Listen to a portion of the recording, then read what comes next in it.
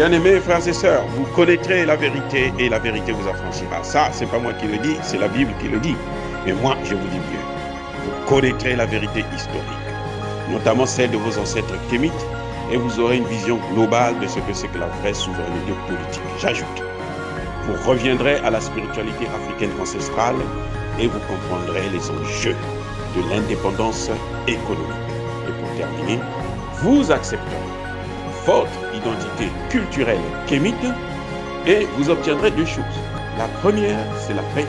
La seconde, c'est le développement, à une condition. L'unité de toute l'Afrique noire, l'unité de tous les Noirs du monde entier. Otep à tous, bienvenue sur la chaîne des panafricanistes par essence, par conviction et par excellence. Celle des citoyens kémites par nécessité et obligation de combat. Nous sommes une chaîne qui n'est guidée que par nos ancêtres et rien que par les ancêtres qui appartiennent à l'égrégore du monde noir. Par conséquent, nous ne croyons en aucun Dieu venu de l'étranger. Toutefois, cette vidéo n'est aucunement destinée à inciter à la haine ou à la violence, car nous menons un combat qui est d'abord et avant tout spirituel, intellectuel et démocratique. Ensuite, il est politique, géopolitique et géostratégique.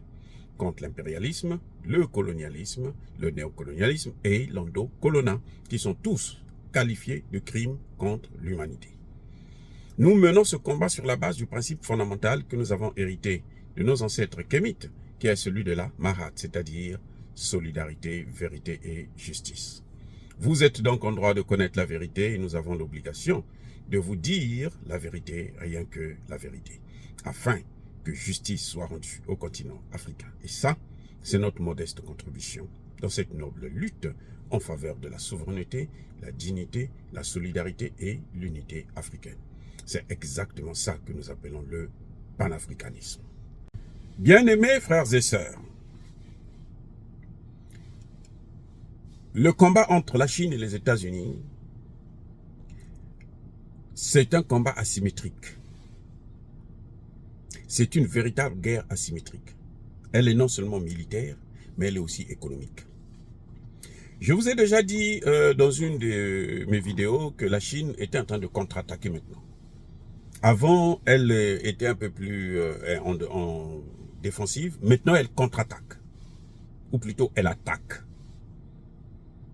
Elle est en train de prendre le contrôle du golfe Persique. Elle est en train de prendre le contrôle, probable, en tout cas, elle est en négociation de prendre le contrôle de l'océan Indien. Et elle est en train d'installer, ça y est, en négociation, une base militaire à Cuba, proche des États-Unis.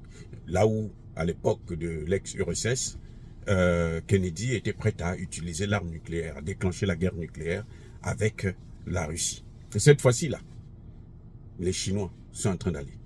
Ils se disent, et les États-Unis n'ont pas de moyens pour agir, pour contrer la Russie, parce qu'eux, ils sont à Taïwan.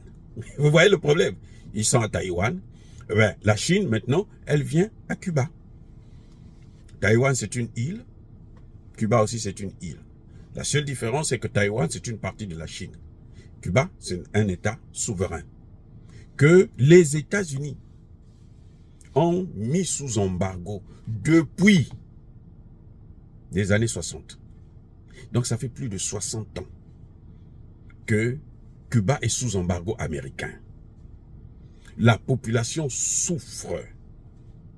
Elle souffre à cause de cet embargo. C'est-à-dire qu'il y a des morts et des morts chaque année à cause de cet embargo.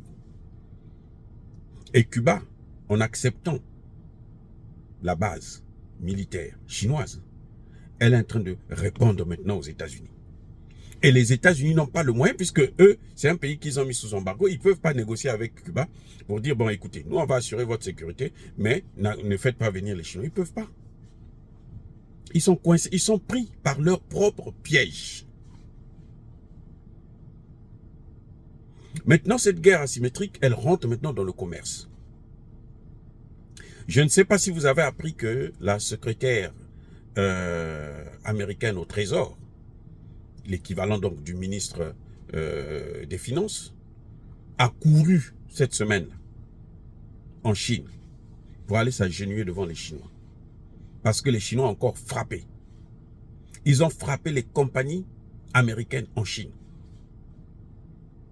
Donc les directeurs, là, les DG de grandes firmes des entreprises américaines se sont plaints auprès du gouvernement qu'on n'arrive plus à travailler.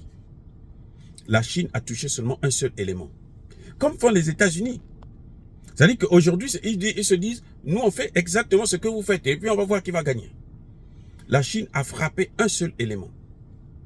Elle a dit, bon, maintenant nous allons contrôler sévèrement les exportations chinoises de métaux rares, des pierres précieuses, notamment celles qui servent à la fabrication des semi-conducteurs. Il y a les semi-conducteurs, il y a les ordinateurs, il y a un autre élément là, laissez-moi regarder pour vous. Et quand je veux me rappeler, je vais vous le dire. C'est quoi? C'est l'intelligence artificielle. Donc, la secrétaire d'État et la secrétaire américaine au Trésor, Madame Janet Yellen, est allée en catastrophe, en urgence, en Chine, rencontrer le premier ministre chinois, Li Qiang, pour dire non, ça suffit. Elle elle est allée proposer aux Chinois, nous devrons avoir une relation commerciale saine, de healthy trade. Et elle dit que is not the winner take all. The winner take all, c'est un concept qu'on utilise en politique, ici aux États-Unis, où quand vous avez perdu l'élection, même si vous avez des représentants, ils n'ont même pas le droit de siéger à l'Assemblée ou au Parlement. Ah oui. Et dans le cadre commercial, c'est comme si madame est en train de dire que non, mais elle reconnaît en quelque sorte que vous avez gagné. Mais c'est pas parce que vous avez gagné que vous allez nous brimer maintenant. The winner take all. C'est ça que la secrétaire au Trésor, hein, de US Secretary of the Treasury, elle dit the winner take all. C'est pas ça. Dans le commerce, on ne peut pas faire ça. Mais ça veut dire qu'elle est en train de reconnaître que la Chine a gagné le combat, ou la Chine est en train de gagner le combat. Mais c'est pas parce que vous êtes en train de gagner le combat que vous allez nous brimer, ou nous tuer, nous détruire complètement notre économie. Parce que les Chinois sont en train de partir vers la destruction totale de l'économie. Les Américains ont tenté, ils continuent d'ailleurs, à essayer de boycotter les BRICS. C'est pour ça que vous avez vu que ils ont mis, avec les Européens, ils ont fait la pression pour que Poutine ne vienne pas à ce sommet. Mais on sait que Poutine et Xi Jinping et l'Indien sont les piliers même. Mais surtout Poutine, qui est la première puissance militaire, et la Chine, qui est la première puissance économique, qui se disent que s'il y a un qui n'est pas là, il y a quelque chose qui manque. Donc, voilà pourquoi ils ont fait tout ce tralala autour de la Cour pénale internationale pour qu'on puisse empêcher Poutine de partir. Mais les Sud-Africains ont trouvé une formule. On respectera l'immunité de tous les dirigeants, de tous les invités à notre sommet. Là, c'est coincé, bloqué. Comme on dit en congolais, bloqué zengué. Il n'y a rien à faire. Donc maintenant, ils vont directement voir les Chinois pour dire non, mais écoutez, là vous êtes en train de nous casser. Parce que la dame a reconnu que, mais si nous on n'a plus ces métaux rares là, on est foutu. La Chine a pris la décision avant que la dame n'arrive. En général, c'est des gens qui se déplacent pas comme ça. Puisqu'ils étaient forts, c'est de la première puissance. Ils se déplacent, qu'est-ce qu'ils vont aller faire à l'étranger? C'est le ministre des Affaires étrangères qui part. Biden, Blinken, Anthony Blinken, le secrétaire d'État aux affaires étrangères, était en Chine il y a quelques semaines. Et maintenant, c'est la secrétaire au Trésor qui va pour s'agenouiller devant la Chine. Et, entre-temps, le problème des Américains, c'est que les Américains, personne ne croit encore en eux. Personne ne fait confiance aux Américains. Ce sont des menteurs. Tout ce qu'ils signent là, c'est valable seulement lorsqu'ils signent. Après ça, ils nient ce qu'ils ont signé. Ils font tout le contraire. Mais ils ont fait ça à la Russie. Non, écoute, nous, vous, l'ex-URSS plutôt, vous pouvez détruire le pacte de Varsovie, le mur tombe et tout, les pays de l'Est. Nous n'allons pas élargir l'OTAN, non. Ils n'ont pas dit non, on va aussi faire disparaître l'OTAN, non. Parce qu'en principe, c'était ça qu'ils devraient faire. Pour la paix dans le monde, ce sont les deux opposants, tous les deux empires s'éteignent, et puis bon, le monde reprend à zéro. Même s'ils ont une puissance quelque part. Non, dès le lendemain, là, ils ont commencé la première des choses, élargir l'OTAN. C'est ce qui nous a amené, voilà, à la guerre en Ukraine. C'est ça qui a amené la guerre en Ukraine. Donc les Chinois aussi se disent, bon, puisque vous faites ça, nous on va agir. Maintenant, la secrétaire américaine demande des rapports gagnant-gagnant. Maintenant, elle demande gagnant-gagnant parce qu'elle voit que ils ont perdu le combat. C'est clair. Et les Chinois disent que nous devrons régler aussi les problèmes de sécurité. Le problème de sécurité, c'est lequel? Mais c'est Taïwan. Donc, ne soyez pas surpris que les États-Unis soient obligés de temporiser à Taïwan pour laisser la Chine maintenant gérer son pays, unifier les deux pays. Et d'ailleurs, Taïwan elle-même, les Taïwanais, ont dit, hein, ils se prononcent là maintenant, ils disent que nous, on ne sera pas un second Ukraine.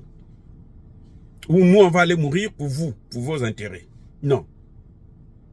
S'il faut être avec la Chine, se réunifier, nous préférons que de mourir jusqu'au dernier Ukrainien.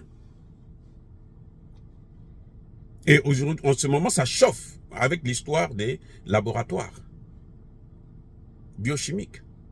Ça chauffe. Donc voilà,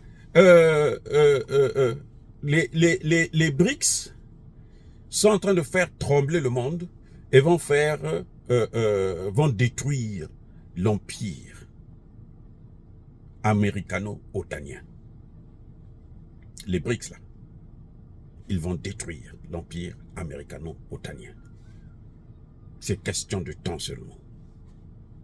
Sauf si les États-Unis comprennent que maintenant là, ils n'ont plus à aller imposer leur point de vue en Afrique. Je vous dis, ce qui peut sauver les États-Unis là, c'est changer leur politique en Afrique, retirer leur base militaire et maintenant venir négocier des marchés, traités, gagnant-gagnant. Mais tant qu'ils vont continuer à faire ce qui sont les petites magouilles qu'ils sont en train de faire avec l'OTAN, pour prendre le G5 Sahel, pour prendre les ceci, installer des bases au Niger, au Tchad, ainsi de suite, croyez-moi, vous allez voir comment l'Amérique va continuer à tomber. Et la chute là, elle sera sans parachute. Eh oui, ça va être très, très, très brutal et ça fera mal. Parce que déjà là, la situation économique dans ce pays, aux États-Unis, ça est en train de s'aggraver. Dire cela, c'est inciter à la haine ou à la violence. Non. Notre objectif, ce n'est pas que la Chine et les États-Unis puissent se battre. Notre objectif, c'est que ce soit la Chine, que ce soit les États-Unis, personne n'a le droit de venir exploiter l'Afrique, de venir dominer l'Afrique, de venir piller l'Afrique, parce qu'en ce moment, nous avons des difficultés qui sont liées d'ailleurs, qui sont causées par l'esclavage, la colonisation et la néocolonisation. Oui, c'est ça qui nous embête aujourd'hui. Mais nous sommes en train de travailler là-dessus pour sortir de là. S'ils en profitent, parce qu'ils sont un peu forts, comme disait Museveni, ils nous ont colonisés puisqu'ils sont forts, nous sommes faibles, et ils veulent maintenant nous recoloniser encore. Ça va mal aller. Et pour l'un, et pour l'autre. La balle est de leur côté.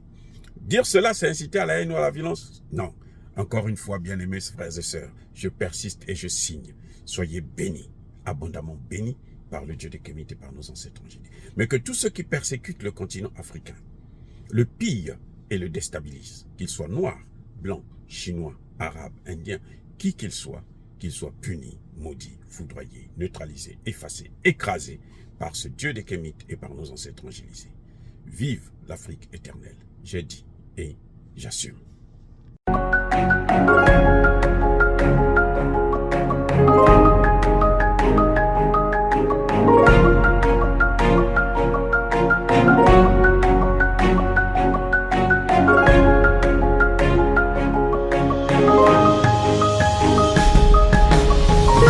Eux, ils marchent par la foi et non par la vue.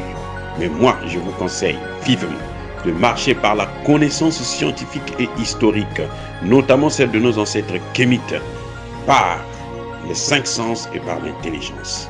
Abou Abia.